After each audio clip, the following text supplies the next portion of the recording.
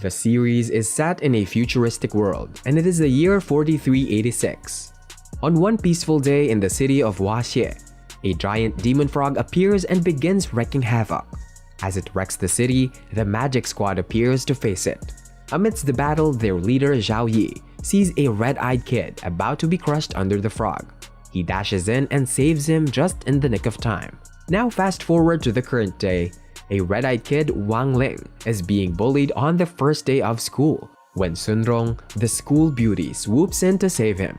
However, Wang thanks her and offers her money. Later, all the students are undergoing a test to assess their spiritual power.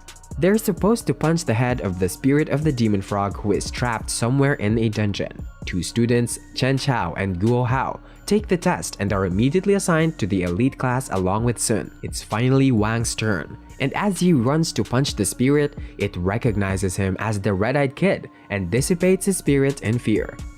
Just before the punch connects, a power surge is created by the sheer force of the punch, and Wang's power reads infinite nines.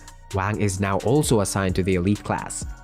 During their first class, all the students are supposed to summon spirits. Sun summons a dog-like skeleton, while Wang mistakenly uses a bit of his strength and accidentally summons the giant frog.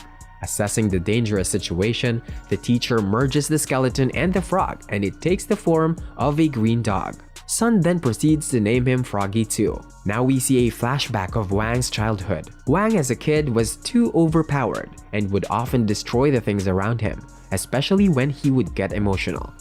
To control his powers to some extent, his father gave him golden pills and created a seal on the back of his neck.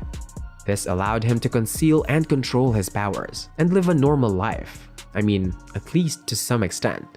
As school elections come up, Chen and Sun stand for the position.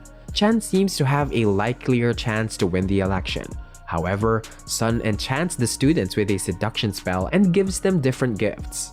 Wang is given 5 packs of ramen for 5 boats, and the two are taking a class. Wang asks if Sun has a golden pill. However, she takes the expression as eating the pill and ends up doing so. This lowers her energy and she faints. This undoes the incantation and Chen ends up winning the elections. As life goes on for the characters, they are taking classes regarding the creation of pills. Chen brings his family cauldron for the special class but ends up breaking it. He gets extremely upset by it and ends up getting possessed by a demon, while Guo Hao brings a magical furnace. Things seem to be going well, but then Froggy 2 tries to absorb Guo's magical furnace's energy so that it can turn into the giant demon frog again. However, Wang understands that it's up to something and runs after him to get back Guo's pot. As Wang gets the pot back, Guo misunderstands it for him stealing it and shoots a purple liquid at him, which ends up going straight into Chen's mouth. He immediately passes out and starts to turn purple. Long story short, Guo and Wang then create an antidote with the help of Froggy 2. Chen gets cured, and when he wakes up, he finds his cauldron repaired by Wang and Guo. Chen gets beyond happy at this and a beautiful trio is formed. A great twist comes in Wang's life when Sun asks him out on a date. However, Wang notices the presence of 2 snipers ready to assassinate Sun. Seeing Wang silent, Sun takes it as a yes. Pictures of Sun and Wang go up on social media, stating that they are dating. Seeing this, the Shadow faction leader smirks and cancels the assassination for the time being. The next day, Wang is forced to go on a date with her as she shows up at his house. The two then go to an amusement park. Sun has rented the park for the whole day and spends time with Wang. As she sends her guards away, the hitmen try to assassinate her once again. However, Wang keeps getting in the way, till Zhao Yi finally takes notice of the event and sends the magic squad to protect Sun. However, he also sees Wang's powers. To avoid trouble, Wang makes Sun forget about parts of the day where he witnessed his powers.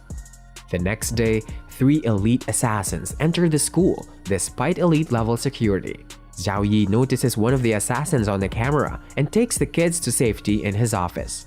The students don't notice this as they are absorbed in their phones. Wang goes out to get a delivery package. As he opens the office door, he ends up knocking out one of the assassins. On his way out, he walks past Su Jian, an assassin who has hidden an invisibility cloak. Wang confirms to him that he can see him. Xu Jian tries to murder Wang, but it backfires and he ends up getting defeated. As Zhao Yi appears, he applies the forgetting spell on him and alters his memories to believe he defeated the assassin, as he pretends to be lying down injured. The next day, all of Wang's friends visit him with several gifts. Seeing as how Wang's mother might be Sun's future mother-in-law, she tries to get on her good side. Reading the air, his mother leaves the room. Guo Hao then pulls out a watch-like gadget that measures the students' cultivation energy more accurately. Then we are shown the students of School 59 doing the same. One of the school students, Tang Jingze, gets first place. However, as Wang and his team measure their energy, Wang raises his energy to the point where it breaks the system and it starts to read null. Students of School 59 just thinks of it to be a glitch and to move on. As the power levels of School 59 and School 60 are toe-to-toe, the two schools are supposed to compete against each other in the Spirit Sword competition.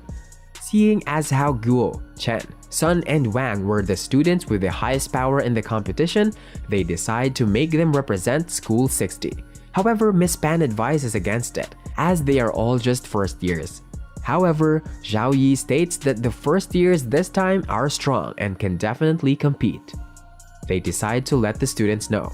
Meanwhile, Tang Jinze openly challenges Sun to fight in the competition. At School 59, Tang chooses the 5th member for the team, as they are a member short. He assures that with his help, they'll win the match and invites He Bufang, a delinquent student, to fight from his side. The next morning, all the students are asked to bring their spirit swords. Wang pulls out a small spirit sword that looks like a kid's toy, but has immense spiritual power. When Wang's friends see the sword, they all make fun of it, but only Froggy 2 realizes the aura emanating from within. As the team boards the bus to the competition site, Zhao Yi gets news of the Shadow Faction's leader being captured. However, upon reaching the interrogation site, Zhao Yi realizes that it was a dummy, and the building explodes in an attempt to murder Zhao Yi. Meanwhile, Miss Pan and Miss Xie of School 59 meet. The two seem to be rivals. Miss Xie shoots a beam at Wang in order to read his power. It shows his power level to be a measly 5. However, this damages the talisman on his neck, giving Wang the perfect excuse not to participate. Wang pretends to be injured as he fears his talisman might break and his powers might hurt others. The Shadow Faction leader watches Sun get worried over Wang from afar and chuckles, coming up with a new plan. As Wang is being rushed to the infirmary, Tang steps in and reintroduces himself and throws sarcastic marks on Wang. This angers Sun and she pulls out her sword, trying to attack Tang. However, Administrator Wang steps in and stops her. Wang is taken to the infirmary, while the rest of the students are given a tour of School 59. Wang uses his teleportation technique to escape from there and informs his father that his talisman is about to break. Knowing this, his father rushes to School 59. Meanwhile, He Bufang introduces himself to Sun and asks her to switch sides. Sun is bothered by this. Chen steps in furiously. However, as the two throws hands, He Bufang disintegrates his arms and throws him away. Just then, Wang catches him in midair and restores his arm before anyone can see. After this event, the teams go back to their rooms. While on the lookout for some ramen, Wang sees He Bufang talking to a girl that claims to be a new student. However, He Bufang sees through her lies, so the girl fights him and tells him that she's the Shadow Faction's leader. Just then, she spots Wang listening in on the conversation and captures him too. The Shadow Faction leader then shapeshifts into He Bufang and enters a meeting of schools 59 and 60, telling them that Wang has been abducted. Sun immediately realizes that she's being targeted, yet she goes to save Wang with her guards.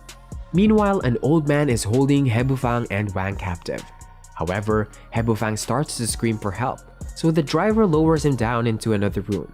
Wang, tied to a crucifix, feels safe that he finally won't have to participate. Just then, Sun and the others arrive for his rescue.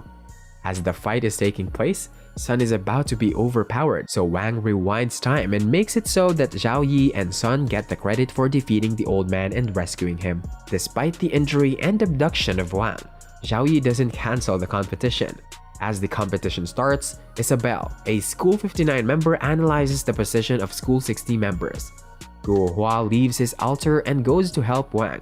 Meanwhile, Chen is defeated by Isabel and the altar of metal ends up going to School 59. At the same time, at the altar of water, Sun is being ganged up upon Tang Jingze and He Bufang. As she is being overpowered, Sun decides to retreat to Guohua. Pretty soon, the School 60 is 0 to 5 and losing rather swiftly. Liang Feng, another School 59 student, walks by Wang, who is lying down, and starts to hurl insults at him before taking control of the altar. Wang lets out a little of his emotions. However, Froggy 2 realizes the doom that awaits the mortal realm if Wang were to unleash his true powers. So he quickly bites on his neck, emerging with him and acting as a seal for his powers.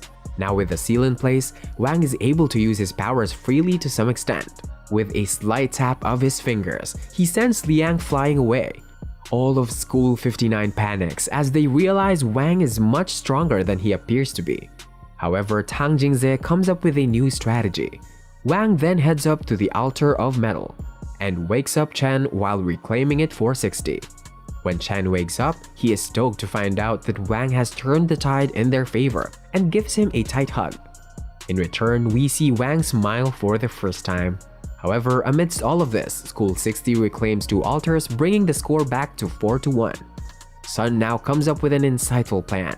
She and Guo head to the altar of fire, while Wang captures the altar of water. At the altar of earth, the fake He Bufang waits for a chance to assassinate Sun. At the altar of fire, as Sun is about to claim the altar, Guo uses his technique on a student of School 59. However, he trips and it misses him, hitting Sun and pushing her back from the altar.